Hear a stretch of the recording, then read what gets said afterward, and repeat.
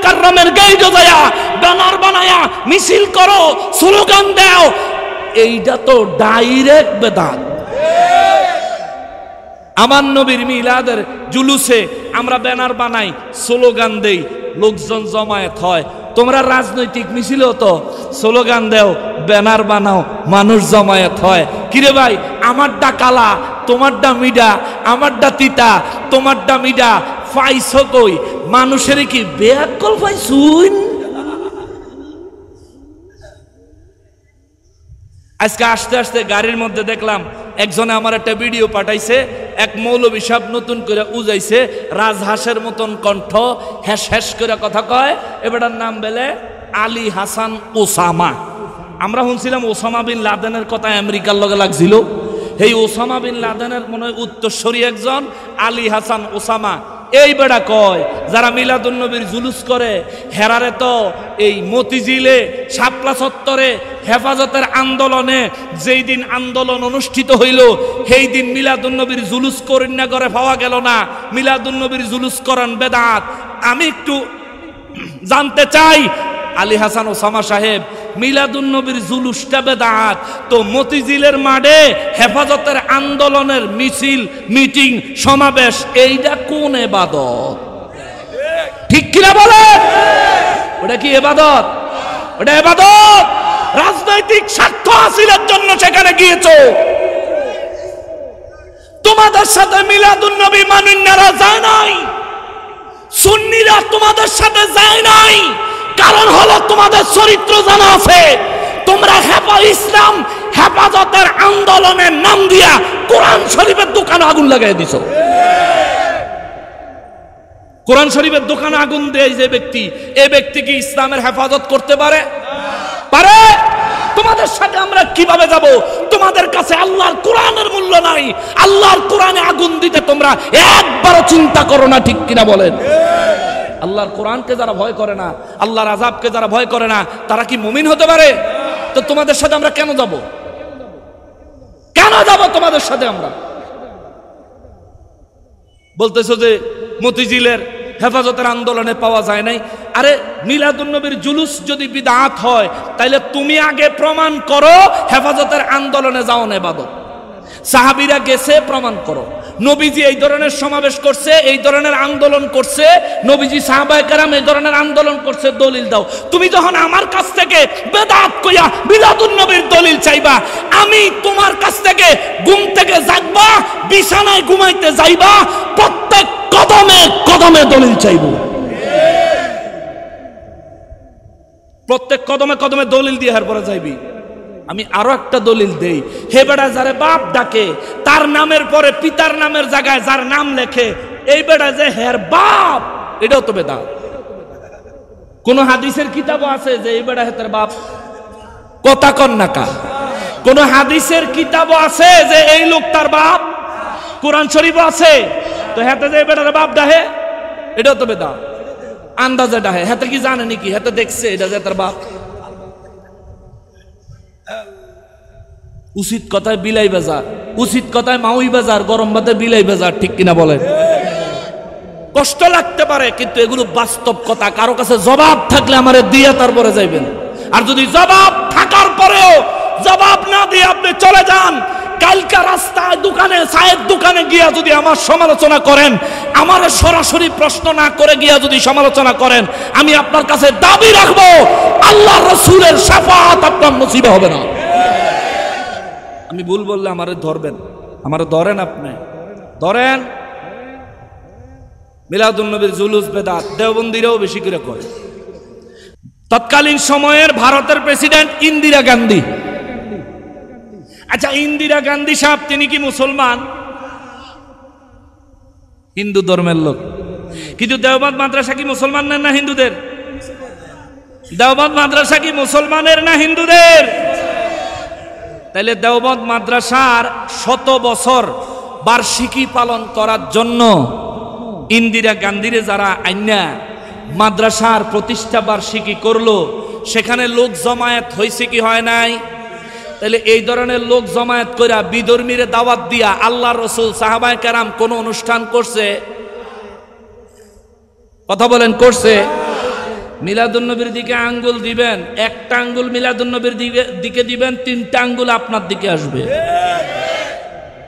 একটা মিলাদুন্নবীর দিকে দিলে তিন আঙ্গুল আপনার দিকে আসবে।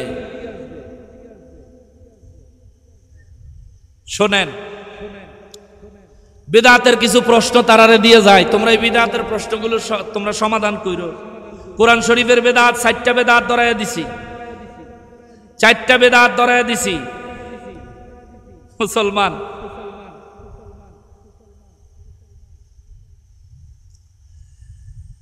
আহ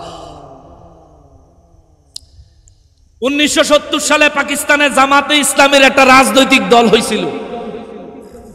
1970 সালে এই জামাতে ইসলামের রাজনৈতিক দলেরা তারা আন্দোলন করার জন্য একটা এই আন্দোলন মিছিল মিটিং করত, ওইটার নাম দিছিল ইয়াউমে শওকতে ইসলাম। এটার অর্থ হইল ইসলাম ধর্মের শান শওকতের দিবস। এই দিনটাকে কেন্দ্র করে তারা সব সময় আন্দোলন করত। আন্দোলন তো এই দিনে লোক জমায়েত হইতো, আন্দোলন করত। তার মানে তারার এগুলো সব ইবাদত, আর নবীর মিলাদুন নবীতে আইলে বেদাত। বলেন এটা কি বুদ্ধিমানের কথা না পাগলের কথা? শুধু পাকিস্তান না তো, আমেরিকারও দলিল আমি দেখাইতে পারবো, আমেরিকারও কথা বলতে পারবো। সেগুলো বাদ, আমি সোনার বাংলাদেশের কথা বলি। কোরআন শরীফ পড়তে গিয়া 4টা বেদাত আপনি করছেন, এগুলো খণ্ডন করেন। বিশ্ব ইজতেমা যে করেন চিরতরে বন্ধ করে দিবেন, মিলাদুন্নবীর জুলুস বন্ধ করতে হইলে, ঠিক কিনা বলেন? এই ধরনের ইজতেমা আল্লাহ রাসূল সাহাবায়ে কেরাম কেউ করেন নাই। আপনারা যে করতেছেন, আমরা তো আপনাদের এগুলোর বিরুদ্ধে বলি না। আপনারা এই ইজতেমারে কেন্দ্র কইরা বক্তব্য দিতে যায়া দিতে এমন পর্যায়ে চলে গেছেন, আপনারা বলেন হজের পরে দ্বিতীয় হজ বেলে ইজতেমা বলছে না, পত্রিকায় আসছে না? এমন দুঃসাহস কে দিল আপনারে? কে দিয়েছে এমন দুঃসাহস? বিশ্ব ইজতেমা এই বেদাতের আপনি হজের পরে ফরজ ইবাদতের সাথে মিলাইয়া আপনি দ্বিতীয় হজ বানায়া দেন। আপনার কাছ থেকে মিলাদুন নবীর বিষয়ে বেদাতের ফতুয়ার থেকে বেশি কিছু আশা করা যায় না। বেশি কিছু আশা করা যায়। আরো বলে আহা, দাওয়াতে তাবলিগ বইয়ের 80 পৃষ্ঠায় মাওলানা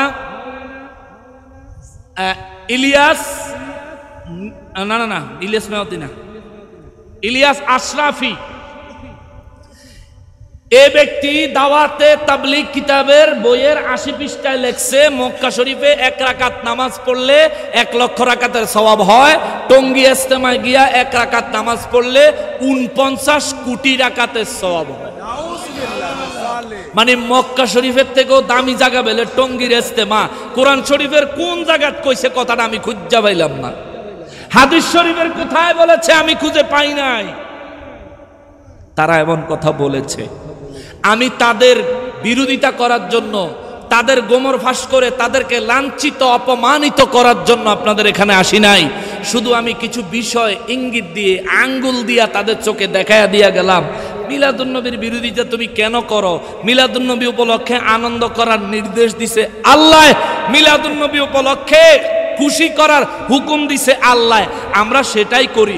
তবে হ্যাঁ, তুমি কইবা যেভাবে করেন এইভাবে করেন কেন? ভাই, আমি আনন্দ প্রকাশ এভাবেই করি, তোমার যেমনে মন চায় তুমি তেমনে করো। আল্লাহ কইছে খুশি হওয়ার কথা, আল্লাহ বলছে খুশি প্রকাশ করার কথা। আল্লাহ তো বলে নাই কিভাবে প্রকাশ করব, ঠিক কিনা?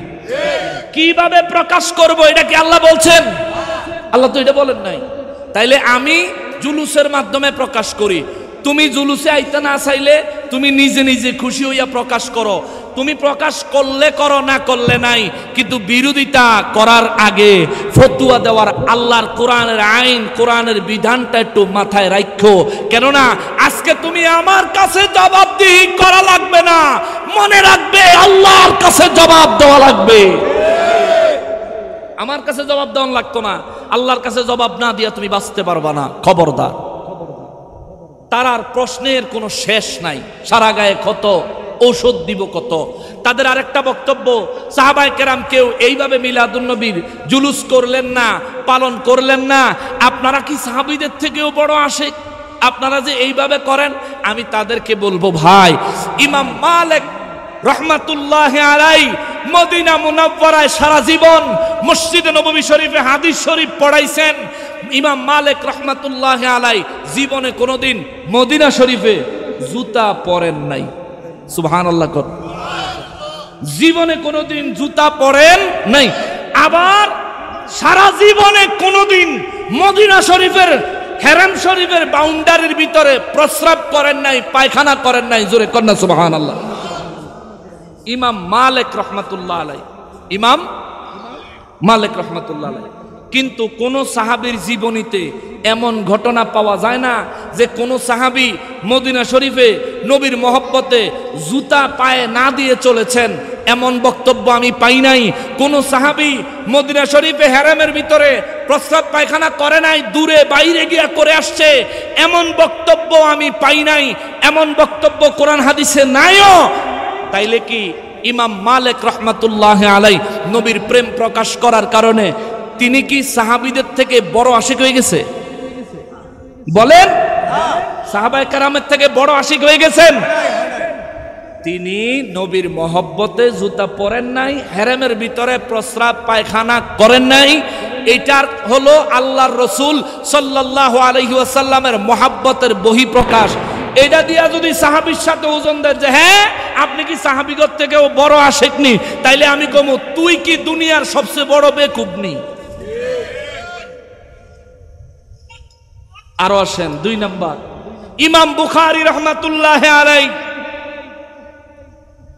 একটা হাদিস কালেকশন করে হাদিসটা লেখার আগে তিনি গোসল করতেন, তিনি 2 রাকাত নফল নামাজ পড়তেন, এরপরে তিনি বুখারী শরীফের একটা হাদিস লিখতেন। অথচ যেই সাহাবীরা হাদিস বয়ান করেছেন ওই সাহাবীরা কোনোদিন হাদিস বয়ানের জন্য স্পেশাল শুধু হাদিস বয়ান করবেন এই জন্য কোনোদিন গোসল করেন নাই, কোনোদিন নফল নামাজ পড়ছেন এমন দলিলও পাই না। তার মানে এখন কি সাহাবীদের সাথে ইমাম বুখারী রহমাতুল্লাহ আলাইহির ওজন দেওয়া যাবে? ইমাম বুখারী রহমাতুল্লাহ আলাইহি যেটা করেছেন নবীর মহব্বতে, নবীর হাদিসের ইজ্জতে সম্মানে করেছেন, এটা আল্লাহর কাছে পছন্দ হয়েছে, যার কারণে গোটা বিশ্বে হাদিসের কিতাবের অভাব নাই, কিন্তু বুখারী শরীফ 1 নম্বরে। ঠিক কিনা বলেন? এটা তার তাকওয়ার কারণে আল্লাহ তারে এই জায়গাতে এনে দিয়েছে। বুখারীর নাম শুনলে যে কোনো দলের হুজুর ইমাম বুখারী রহমাতুল্লাহি আলাইহি বলতে বাধ্য, সবাই ইজ্জত করে। কেন? তিনি এটা করেছেন। ভাই ইমাম বুখারীর গোসল কইরা নফল নামাজ পড়ে হাদিস লেখার অবস্থা যা, ইমাম মালিক রহমাতুল্লাহি আলাইহির জুতা ছাড়া মদিনা মুনাওয়ারায় সারা জীবন থাকা, প্রস্রাব পায়খানা হেরেমের বাইরে গিয়ে করা, এই অবস্থাটা যা, নবীর মহব্বতে আমরা যে জুলুস করি, মিলাদ মাহফিল করি, এই অবস্থাটাও তা। কথা বলেন ঠিক কিনা? এটার সাথে সাহাবীদের সাথে কোনো ওজন চলবে? কোথায় সাহাবায়ে কেরাম আর কোথায় আমরা? সাহাবীদের সাথে আমাদের ওজন দিলে কেমনে হবে? সাহাবীরা কি মোবাইল চালাইছে? ফতুয়াবাজ হুজুরের পকেটে মোবাইল আছে না নাই? বলেন আছে না নাই? কোন সাহাবী জীবনে 5 কল্লি টুপি মাথাত দিছে? যেই হুজুরের মাথাত 5 কল্লি টুপি, এই হুজুর যেই হুজুর ফতুয়াবাজ, এই হুজুরের মাথাত 5 কল্লি টুপি আছে না নাই? আরো বিভিন্ন রং বিরঙ্গের টুপি আছে না নাই? ও ভাই, আল্লাহ রসুলের সাহাবায়ে কেরাম মাদ্রাসায় পড়লেন না কোনোদিন? আপনি তো মাদ্রাসাত পইরা আলেম হইলেন, বেদাত বেদাত খুঁজছেন না, আপনার ভিতরে বেদাতের অভাব নাই। আপনি সকালে ঘুমের তুইটা আপনি যে বেরাস করেন, বেরাস যে টুথপেস্ট দিয়া ব্রাশ করেন, টুথপেস্ট দিয়ে আল্লাহ রসুল সাহাবায়ে কেরাম কোনোদিন ব্রাশ করছে? আপনি যে করলেন। আল্লাহ রসুল সাহাবায়ে কেরাম কোনোদিন ঘড়ি হাতে দিছেন? কথা কর না কা? আমার সাথে কথা বলতে হবে, আমি ছেড়ে দিব, সময় শেষ। আল্লাহ রসুল সাহাবায়ে কেরাম কোনোদিন ঘড়ি ব্যবহার করছেন? আপনি যে ঘড়ি ব্যবহার করলেন। আল্লাহ রসুল সাহাবায়ে কেরাম কোনোদিন গ্রামীণ, রবি, বাংলালিংক, এয়ারটেলের সিম ব্যবহার করছেন? আপনি যে করলেন। আল্লাহ রসুল সাহাবায়ে কেরাম কোনোদিন ব্রাক ব্যাংকে, ইসলামী ব্যাংকে, আল আরাফা ব্যাংকে, আরো যত ব্যাংক আছে ব্যাংকে অ্যাকাউন্ট করছেন? আপনি যে করলেন, আপনি যে করলেন, আল্লাহ রসুল সাহাবায়ে কেরাম কেউ কোনোদিন মসজিদের মধ্যে কি টাইলস লাগাইছে? আপনি যে লাগাইলেন। টাইলস আলা মসজিদে আল্লাহ রসুল কোনোদিন ইমামতি করছেন? আপনি যে করেন। ইমামতি করে আল্লাহ রসুল সাহাবায়ে কেরাম কোনোদিন বেতন নিছে? আপনি যে নেন।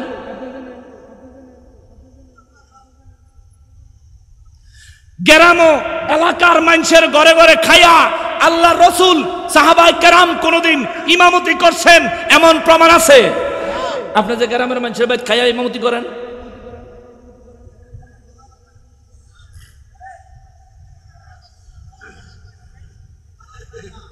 কথা কি উচিত না অনুচিত? কথা কি উচিত না অনুচিত? খালি মিলাদের জুলুসও নিবে তার বেটা। তুই মসজিদে চাকরি করে বেতন নে, সেটা সবচেয়ে বড় বেদাত। মাদ্রাসাত চাকরি করে বেতন নেও, সবচেয়ে বড় বেদাত। গ্রামের মানুষের করো খায়াম ইমামতি করো, এটা বড় বেদাত। মসজিদের হুজরাত যে থাহ, এটাও তো বেদাত। আল্লাহ রসুল সাল্লাল্লাহু আলাইহি সাল্লাম মসজিদে নববী শরীফে ইমামতি করতেন। নবী নিজের কিনা সম্পত্তি নিজের ঘরে নিজের জায়গা থাকতেন, নিজের ঘরও খাইতেন, ফি সাবিলিল্লাহ ইমামতি করতেন। আপনি যদি থাহেনও মসজিদের জায়গা, খানও মহল্লার মানুষের ঘরও, আবার মাস গেলে বেতনও নেন, আবার আপনি হুজুরে কোন বেদাত, তোর বেদাতের খেতা কিলাইছো।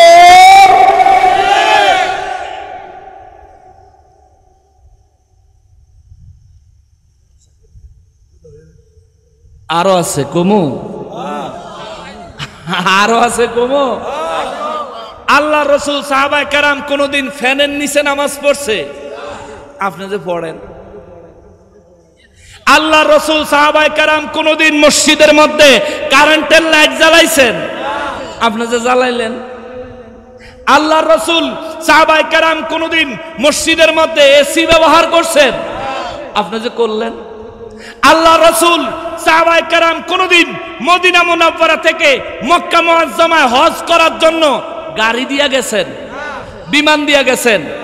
আপনি যে গাড়ি দিয়া যান, নাইলে বিমান দিয়া গেলেন। বাংলাদেশ থেকে আপনি হজ করতে যাইবেন, বিমানে গেলেন। আল্লাহ রসুল কোনদিন বিমানে উঠছেন? বিমান আসিল? আসিল। তা আপনি যে বিমানে উঠলেন, রাসূলুল্লাহ সাল্লাল্লাহু আলাইহি ওয়াসাল্লাম মক্কা মুআজ্জামা থেকে আরাফার ময়দানে নবীজি হজের সময় গিয়েছেন। কেউ পায়ে হেঁটে, কেউ উঠে করে, কেউ ঘোড়ায় করে, কেউ হেঁটে হেঁটে এইভাবে গেছে। আপনি যদি এসি গাড়ি দিয়ে গেলেন, ঠিক কিনা বলেন? আল্লাহ রসুল আরাফার হজ করছেন কিনা? হাজী সাহেব আছেন কে? হাত তোলেন তো একটু। কে হাজী সাহেব? হাজী সাহেব কে আছেন? হজ করছেন। মক্কা শরীফে হজে গেছেন কিনা? কেউ হজে যায় নাই? ও আমিও তো হাজি আছি, আমিও তো হাজি সাহেব আছি। আচ্ছা যাক, আপনি কেন? ওই তো আছে তো। এই আরব আপনি কত সালে হজ করছেন? কত? এই বছর বাজান, এই বছর হজে গেছেন আপনি?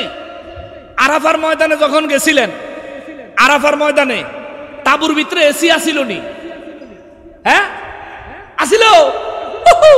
আল্লাহ রসুল সাহাবায়ে কেরামের জামানায় আরাফার ময়দানে তাবুর ভিতরে এসি ছিল না তো। আপনি যে এসির ভিতরে হজ করে আইলেন। হজ করেন তো ফরজ ইবাদত, এই ফরজের ভিতরে যে আপনি বেদাত ঢুকিয়ে দিলেন। ফরজের ভিতরে ইবাদত বেদাত আপনি কেমনে ঢুকিয়ে দিলেন? আপনি না বেদাত করেন না? আপনি না বেদাত মানেন না? তুই আরাফার ময়দানে গিয়া এসি সারা তাবুর ভিতরে থাইকা হুটকি হইয়া বাংলাদেশ আইবি, ঠিক কিনা বলেন? হুটকি চিনেন? শুটকি, শুটকি। তুই এসি ছাড়া, বিদ্যুৎ ছাড়া আরাফার ময়দানে হয়ে হজের যে কদিন থাকনের থাইকা এরপরে শুটকি হইয়া দেশ হইয়া কইবি, দেখেন আমি পাক্কা মুসলমান, আমি আরাফার ময়দানে গিয়া এসির ভিতরে আসিলাম না, বেদাত করি নাই, করি নাই, আমি একেবারে দাঁত লইয়া আইছি। তুমি আইয়া কইও, এরপরে বুঝবো তুমি কোন জাতের বেড়া। আল্লাহ রসুল সাহাবায়ে কেরাম কেউ কোনোদিন বিমানে করে হজে যায় না, তুমি বিমানে হজে যাও। আর আইও এই কাবা শরীফে যে সুন্দর টাইলস লাগানো, সাহাবায়ে কেরাম নবীজির জমানায় কি এমন টাইলস ছিল? এই টাইলসওয়ালা কাবার কাছে নবীজি সাহাবায়ে কেরাম কি হজ করছেন? তো আপনি একজন গেলেন, আপনি তো হুদায় একলা যায় না, আবার গ্রুপ লইয়া যায়, হজ কাফেলা, বিভিন্ন নাম দিয়া কাফেলা নিয়ে যায়। তো ভাই এই টাইলসওয়ালা কাবা, এই কাবাতে দয়াল নবীজি সাহাবায়ে কেরাম কেউ তওয়াফ করেন নাই, আপনি যে করলেন। কাবা শরীফে হেরামের ভিতরে কত সুন্দর এসি, কত সুন্দর আলিশান ব্যবস্থা, এই যে ব্যবস্থার ভিতরে আপনি হজ করলেন, এমন হজ তো আল্লাহ রসুল সাহাবায়ে কেরাম কোনোদিন করেন নাই, আপনি যে করলেন। আপনি মিলাদুন্নবীর দিকে আঙ্গুল তুলবেন বলছি না, এক আঙ্গুল দিবেন মিলাদুন্নবী জুলুসের দিকে, 3 আঙ্গুল আপনার দিকে। প্রশ্নের কোনো শেষ নাই। আপনার বাত মিলতো না, চাকরি যাইব, বউডা শুইতে যাবো গা, বউডা শুইতে যাবো গা, কবেন হুজুর কি কন, আপনারা কষ্ট পাইতেছেন। আমি কথা এমনি কই, আজীবন এমনি কইছি। দেখো নারে তাকবীর, নারে রিসালাত, হারা বলে পলায় পলায় বেদাত কয়। মুরব্বির লগে আমি একমত, আসলেই তো সামনে কথা বলার হিম্মত নাই, ঠিক কিনা? মাশাআল্লাহ মাশাআল্লাহ। শোনেন, আমরা তাদের সাথে কোনো ঝগড়া বিবাদে যাইতাম চাই না, আমরা সমাধান চাই। ভাই আপনি যে মাথার টেনে পাও পর্যন্ত এই যে সিলাই করেন না পাঞ্জাবি, আমারও তো আপনি বেদাত কর, আমি তো বাদই, আপনি তো একেবারে দাঁতলা। আপনার পাঞ্জাবি কেটা সিলাইছে? টেইলারে। টেইলারে সিলাই না পাঞ্জাবি আমার নবী জীবনও পড়েন নাই, কোনো সাহাবী পড়েন নাই। আপনি যে পড়লেন এমব্রয়ডারি হলো পাঞ্জাবি, আমার নবী সাহাবায়ে কেরাম কোনোদিন পড়ছেন? আপনি যে পড়লেন কি ভাই, আপনি যে পড়লেন, সাহাবায়ে কেরাম কোনোদিন বুখারী শরীফ পড়ছে? সাহাবায়ে কেরাম কোনোদিন মুসলিম শরীফ পড়ছে? সিয়াসিত্তার হাদিসের কিতাব সাহাবায়ে কেরাম পড়ছেন? আপনি যে পড়েন এই হাদিসের কিতাব তো সাহাবীরা পড়েন নাই, সাহাবায়ে কেরামের জামানায় তো এই হাদিসের কিতাব রচনাই হয় নাই, তো ওনারা তো এই কিতাবগুলো পড়ে নাই। আরো কওমিয়ালারা খতমে বুখারী অনুষ্ঠান করে। খতমে বুখারী, খতমে বুখারী, যে বুখারী সাহাবায়ে কেরাম নবীজির জামানায় ছিলই না, এই বুখারী পয়রা খতমে বুখারী অনুষ্ঠান করে, মানুষ দাওয়াত দেয়, বড় বড় লোক দাওয়াত দেয়, বড় বড় গেস্ট দাওয়াত দিয়া সুন্দর করে অনুষ্ঠান করে। ভাই মিলাদুন্নবীর জুলুস বেদাত, তো খতমে বুখারী অনুষ্ঠান এইটা কোন দা? ঠিক কিনা বলেন? কষ্ট পাইতে পারেন, কষ্ট পাইতে পারেন, কিন্তু এটা বাস্তব। সত্য তিতা, কিন্তু সত্যের ফল অতি মিষ্ট। সত্য তিতা কিন্তু ফল অতি মিষ্ট। আপনি ইমানদার যদি হতে চান, মুমিন যদি হতে চান, মানতেই হবে। মিলাদুন্নবী উপলক্ষে আপনি জুলুসে যান না, এটা আপনার ব্যক্তিগত ব্যাপার, কিন্তু আপনি বিরোধিতা করতে পারবেন না, কারণ আনন্দ প্রকাশ করার হুকুমটা কার? সবার আনন্দ প্রকাশের সিস্টেম এক না। কিছু মানুষ খুশির ঠেলায় স্ট্রোক করে মরে যায়, আছে না? কিছু মানুষ খুশির ঠেলায় আনন্দের চোটে কান্না করে দেয়, কিছু মানুষ আনন্দের চোটে বসার থেকে দাঁড়ায় যায়, কিছু মানুষ আনন্দের চোটে একদিকে ছুটে কই যে যাইতেছে কোনো হুঁশ নাই, দৌড় দিছে খুশির চোটে। কিছু মানুষ আনন্দের চোটে চিৎকার দিয়ে কান্না করে দেয়, কিছু মানুষ খুশির চোটে জোরে জোরে অট্টহাসি দেয়, কিছু মানুষ খুশির চোটে আরেকজনের জড়াইয়া ধরে, ঠিক কিনা বলেন? সবার খুশি প্রকাশের সিস্টেম এক না। আপনি নবীর আগমনে নিজে যেভাবে খুশি প্রকাশ করতে চান করেন, আমি যেমনে করি আমারে বাধা দিয়েন না, কারণ এইভাবে করার বিরুদ্ধে আপনার কাছে কোনো দলিল নাই। আপনি কইবেন নবীজি করেন নাই, আপনার এই কথা 1 সেকেন্ডের লাগা মানলেও আপনি যেগুলি করেন সেগুলি ধরলে এটা সবার আগে জায়েজ।